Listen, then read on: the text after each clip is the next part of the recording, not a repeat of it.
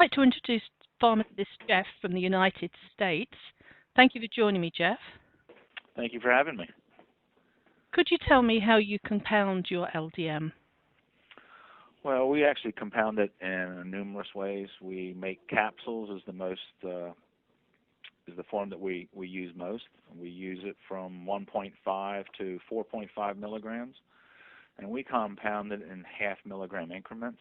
We have some people that are very sensitive and can do 2 but not 2.5 or 3, and then we also make a liquid where people can titrate up from a low dose to a higher dose.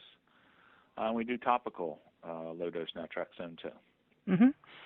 I was asked the other day for the cream what it's actually made from. Well, we actually have a special base that we use that has pomegranate oil and emu oil and a lot of good oils that are lipid soluble so that it'll absorb readily through the skin. It's all good, healthy stuff. And when did you first hear about LDN? Probably, I want to say 7 years ago. Doing a lot of research on my youngest son who's autistic, and Jackie McCandless, I think I was at a conference, and she was speaking on low-dose naltrexone. So that was the first I heard of it, and that was, Jackie McCandless has done a lot of research in the United States with low-dose naltrexone. And what would you say, condition-wise, your patients take LDN for? What conditions? Oh, I have a few that have MS.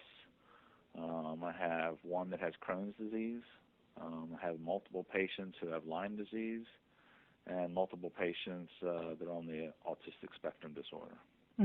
And what kind of results are these people finding? I've had one with the MS who has actually seen not a regression but no progression. And she had very rapid progressive MS, and it sort of stopped it in its tracks.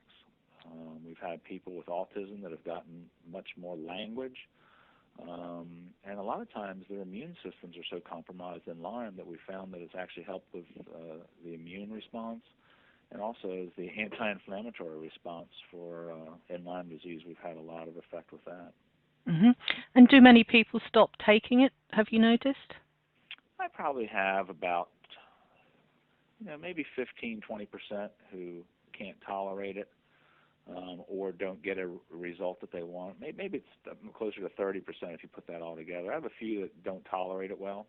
And then we've had some that, just did not respond to it how they thought that they would respond. You said that your son takes LDN for autism. I know you had said previously that you'd made lifestyle changes and other treatments as well. Could you tell us what else you used to complement the LDN? Well, some of the biggest things we did was get rid of casein and gluten, and within 3 weeks of getting rid of casein and gluten, he started saying his first words. Wow. And he progressed with that. We also have used antifungals, which were amazing. He started speaking phrases after he went on antifungals and got rid of a lot of the yeast in his GI tract. We've used Valtrex that we were able to get some stuff, and then we used a lot of nutritional supplements. We also, with non-medicinal modalities, we used some ABA therapy and a lot of other educational therapies. And he's right now almost on grade level at 11 years old. He's done remarkably well, hasn't he? Remarkably well. We're very blessed. Very blessed. He's done well. And getting back to LDN, how would you summarize LDN from your experience? It's another piece of the pie to help treating these patients. It's I've got people with fibromyalgia who's been on multiple medications, narcotics that have been able to come off of. Of course, we stopped the narcotics before we would start the LDN because it would put them in withdrawal. We've had, like I said, my patient with MS who's had no progression. I've had autistic patients that have gained speech. So it's it's amazing. When I first heard about it, I was very skeptical. And the more research I did and the more I've used it, I've become a big believer in LDN. Well, thank you very much for sharing your experience with us. My pleasure. Thank you for having me.